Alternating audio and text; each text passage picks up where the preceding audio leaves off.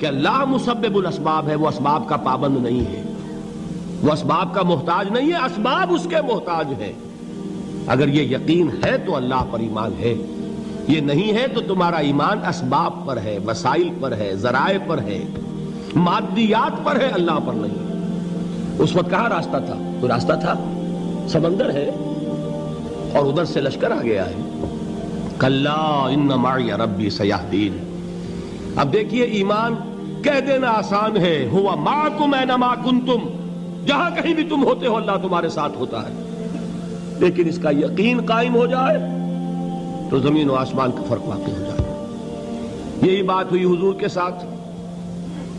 غار ہے، چھپے ہوئے ہیں محمد الرسول اللہ اور آپ کے وہ یار غار ابو بکر صدیق رضی اللہ تعالی عنہ۔ اقبال نے حضرت ابو بکر کی شان میں چند اشعار کہے صرف، لیکن واقعہ یہ ہے کہ بھاری بھاری نظموں پر اور قصیدوں پر بھاری ہے، طویل ترین نظمیں اور قصیدے ہوں ان پر بھاری ہے۔ ہمتیں ابو بکر کی ہمت جو ہے، کشت ملت را جو ابر، جیسے بارش سے کھیتی اپجتی ہے، ابو بکر کی ہمت اور عزیمت اس امت کو اسی طرح سینچنے والی ہے۔ ثانیے اسلام و غار و بدر و قبر، وہ دوسرے تھے اسلام میں، دوسرے پہلے کون تھے؟ انا اول المومنین، حضور فرماتے ہیں سب سے پہلا ایمان لانے والا میں، دوسرے ابو بکر۔ ویسے ہمارے ہاں یہ چلتا ہے اختلاف، حضرت علی پہلے ہیں کہ حضرت ابو بکر پہلے ہیں، لیکن اس میں بڑی خوبصورت تطبیق قائم کی ہے علماء نے اور بہت صحیح ہے۔ چار کے بارے میں فیصلہ ہی مت کرو کہ کون پہلے ہے، ان کی ایک عجیب تقسیم کر دی ہے۔ آزاد مردوں میں، بالغ مردوں میں سب سے پہلے ابو بکر، بچوں میں سب سے پہلے علی، خواتین میں سب سے پہلے خدیجہ، اور غلاموں میں سب سے پہلے زید ابن حارثہ۔ بڑی پیاری تقسیم ہے، یہ چاروں ہی پہلے ہیں، ہر ایک کے لیے اولیت ہے۔ اور واقعہ یہ ہے کہ اگر زمانی اعتبار سے تعین ہوگا تو پہلے خدیجۃ الکبریٰ آئیں گی رضی اللہ تعالی عنہ۔ کسی اور سے بات کرنے کی نوبت بعد میں آ سکتی ہے، پہلے تو اہلیہ محترمہ سے بات ہوئی، آتے ہی پہلی وحی ہوئی ہے، ابھی تبلیغ کا حکم نہیں تھا۔ کس کو بتایا واقعہ؟ ابھی اپنی نبوت کی تبلیغ کا تو حکم ہی نہیں آیا۔ واقعہ کس کا ہے؟ وہ خدیجہ کا ہے۔ جب کہا ہے کہ خشیت علی نفسی، مجھے اپنی جان کا اندیشہ ہے، تو کیا جواب دیا خدیجہ نے رضی اللہ تعالی عنہا؟ وہ صدیقۃ الکبریٰ ہے۔ صدیقات جو ہے خواتین، ان میں چوٹی پر خدیجۃ الکبریٰ ہے رضی اللہ تعالی عنہا، اور صدیق جو مرد ہیں ان میں صدیق اکبر ہے ابو بکر صدیق رضی اللہ تعالی عنہ، لیکن صدیقات میں چوٹی پر۔ جب حضور نے فرمایا خشیت علی نفسی، کیا فرمایا؟ کیا عرض کیا؟ کیسے تسلی دی؟ نہیں نہیں، اللہ آپ کو ضائع نہیں کرے گا، آپ غریبوں کے ہمدرد ہیں، آپ مساکین کے تکالیف رفع کرنے والے ہیں، آپ بیواؤں کی سرپرستی کرتے ہیں، آپ مسافروں کی خدمت کرتے ہیں، اللہ آپ کو ضائع نہیں کرے گا۔ یہ یقین ہے اس خاتون کے اندر۔ خیر وہ ایک علیحدہ بات ہو جائے گی۔ میرے دل پر حضرت خدیجہ رضی اللہ تعالی عنہ کی شخصیت کا بڑا گہرا نقش ہے، جو وہ کوئی اور ہی وقت اور موقع ہوا تو بیان ہوگا۔ بہرحال اقبال نے ایک مصرے میں جو چار اولیتیں جمع کر دی ہیں، ہمتیں کشت امت را چو ابر، ثانی اسلام و غار و بدر و قبر۔ اسلام میں حضور کے بعد پہلے کون؟ ابو بکر۔ غار میں حضور کے ساتھ کون؟ ابو بکر۔ بدر کی رات اللہ کا رسول سر بسجود، وہ جھاڑ، وہ گھاس پھوس کی جو جھوپڑی بنائی گئی تھی، اور وہاں تلوار ننگی لے کر پہرا دینے والا کون؟ ابو بکر۔ اور اس حجرہ عائشہ میں محمد کے بعد سب سے پہلے دفن ہونے والا کون؟ ابو بکر رضی اللہ تعالی عنہ وصلی اللہ علیہ وسلم۔ وہ جو معاملہ میں سنا رہا تھا غار ثور کا، حضرت ابو بکر بھی حضور کے خیال سے لرز گئے ہیں. آپ کو یاد ہوگا کہ جا کر پہلے تمام جتنے سوراخ تھے انہیں بند کیا ہے. ایک سوراخ رہ گیا تھا جس کو بند کرنے کے لیے کوئی کپڑا نہیں تھا. وہاں اپنی ایڑی رکھی ہے. تب کہا ہے حضور سے تشریف لائیے, اور اپنے زانو پر حضور کو لٹایا ہے. اور وہاں کسی موذی جانور نے کاٹا ہے. حضور کی آنکھ لگ گئی تھی. اس وقت اس بل کے اندر جو بھی بچھو ہے کیا ہے واللہ عالم, اس نے کاٹا ہے. اس کی تکلیف کی وجہ سے ابو بکر کی آنکھوں سے آنسو ٹپک گئے. حضور کے چہرے مبارک پر پڑے ہیں تو حضور جاگے ہیں, معاملہ کیا ہے. ایڑی نہیں ہٹائی وہاں سے, مبادا وہ جانور وہاں سے نکل کر محمد الرسول اللہ کو کوئی گزن پہنچا دے. ابو بکر کی ایڑی ہے, جس طرح چاہے کھا لے, ختم کر دے, جان نکل جائے تب کوئی آنچ آئے محمد پر تو آئے, لیکن جیتے جی نہیں. وہ ہے ابو بکر. حضور کے خیال سے اس وقت حضور نے پھر اپنا لعاب دہن لگایا ہے, اور اس سے پھر آپ کی تکلیف ختم ہوئی. جیسے خیبر میں حضرت علی کی آنکھ دکھ رہی تھی, اس کو جو شفا حاصل ہوئی ہے وہ بھی حضور کے لعاب دہن سے ہوئی. تو بہرحال اس وقت انہوں نے کہا ہے کہ اے نبی یا رسول اللہ, اگر اس وقت ان میں سے کسی نے غیر ارادی طور پر بھی اپنے قدموں کی طرف جھانک لیا تو پکڑے جائیں گے. کیا جواب تھا اللہ کے رسول کا؟ لا تحزن ان اللہ معنا. اللہ ہمارے ساتھ ہے, کیوں گھبراتے ہو ابو بکر. یہ ہے ایمان باللہ, میرا مالک اللہ, میرا رازق اللہ, میرا محافظ اللہ, میرا مددگار اللہ, میرا پشت پناہ اللہ, میرا دوست اللہ.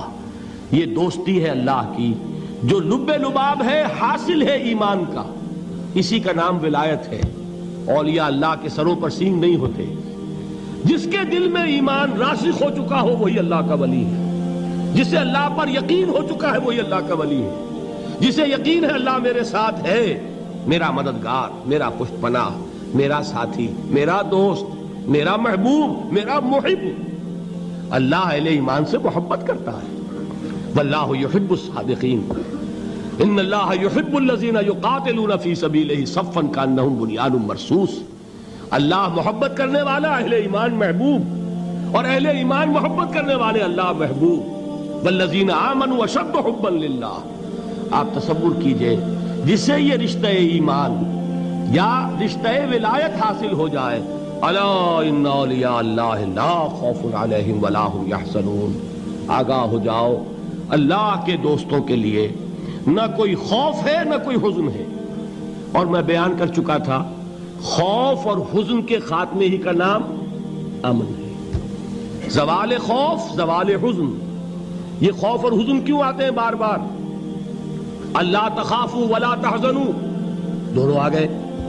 الا ان اولیاء اللہ لا خوف علیہم ولا هم یحزنون, پھر وہی دو. وہ کیوں ہے؟ خوف ہوتا ہے کسی مستقبل کی بات کا, یہ نہ ہو جائے, وہ نہ ہو جائے, یہ نقصان نہ پہنچ جائے, یہ تکلیف نہ ہو, یہ غضب نہ آ جائے.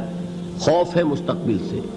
حزن ہے یہ کیوں ہوا, یہ نہیں ہونا چاہیے تھا, یہ میرا فلاں چیز میرے ہاتھ سے جاتی رہی ہے, فلاں موقع نکل گیا, اب بیٹھے ہوئے ہیں اندر ہی اندر کڑ رہے ہیں, صدمہ ہے اور رنج ہے. اور جو اللہ پر ایمان رکھتا ہے وہ جانتا ہے ما اصاب من مصیبت فی الارض ولا فی انفسکم الا فی کتاب من قبل ان نبرأها ان ذلک علی اللہ یسیر لکی لا تعصوا علی ما فاتکم ولا تفرحوا بما آتاکم واللہ لا یحب کل مختال فخور. اس زمین میں یا تمہاری جانوں میں کوئی تکلیف, کوئی مصیبت نہیں آ سکتی سوائے اس کے کہ جو اللہ نے لکھ دی ہو, اس سے پہلے کہ وہ ظاہر ہو. جس کو یہ حقیقت معلوم ہو گئی اس کو یہ طرز عمل اختیار کرنا چاہیے. جو چیز چھن جائے, جاتی رہے, چھوٹ جائے, اس پر افسوس نہ کرو. کس نے چھینی؟ دوست نے. دوست کے فیصلے پر شکایت. دوستی کو بٹا لگا رہے ہو, سرے تسلیم خم ہے جو مزاج یار میں آئے.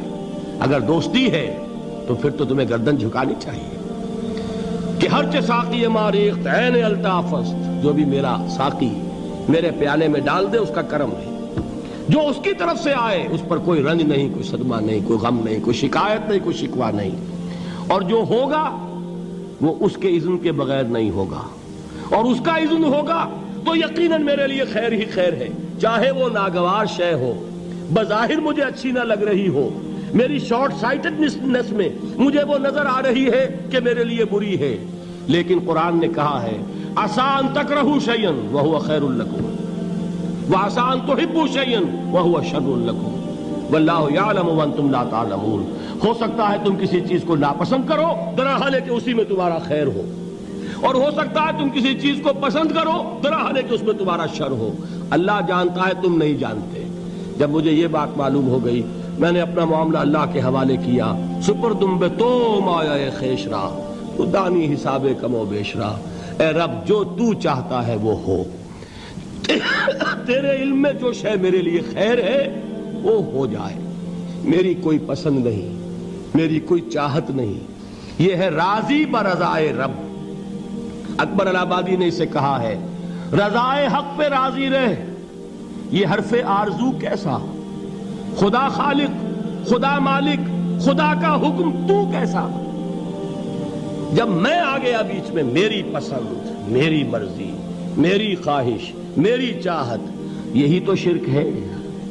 ما شاء اللہ کان وما لم یشاء لم یکن، جو اللہ نے چاہا وہ ہوا، جو اس نے نہیں چاہا نہیں ہوا، اختیار اس کا ہے، میرا تو نہیں۔ رضائے حق پہ راضی رہے، یہ حرف آرزو کیسا، خدا خالق، خدا مالک، خدا کا حکم تو کیسا۔ اقبال نے اسے کہا ہے فارسی میں، اب آپ کہیں اس کا ترجمہ بھی کرو تو وہ مجھے ذرا اس وقت کچھ بہت ہی بدذوقی کسی بات نظر آئے گی۔ جائیے پوچھئے کسی سے جسے فارسی آتی ہو، برو کشید ز پیچا کے ہست و بود مرا، چے اقدہا کے مقام رضا کشود مرا۔ مجھے تو تمام پیچ و خم سے نکال دیا اس مقام رضا نے، میں راضی برضائے رب ہوں، جو فیصلہ اس کا میں اس پر راضی۔ تو کہاں کا حزن اور کس کا خوف، یہی زوال حزن اور زوال خوف، یہی ہے امن، یہ نتیجہ ہے ایمان کا۔ تو جان لیجئے یہ ہے لب لباب، یہ ہے حاصل ایمان کا، یہ ہے تو ایمان ہے، یہ نہیں ہے تو ایمان نہیں۔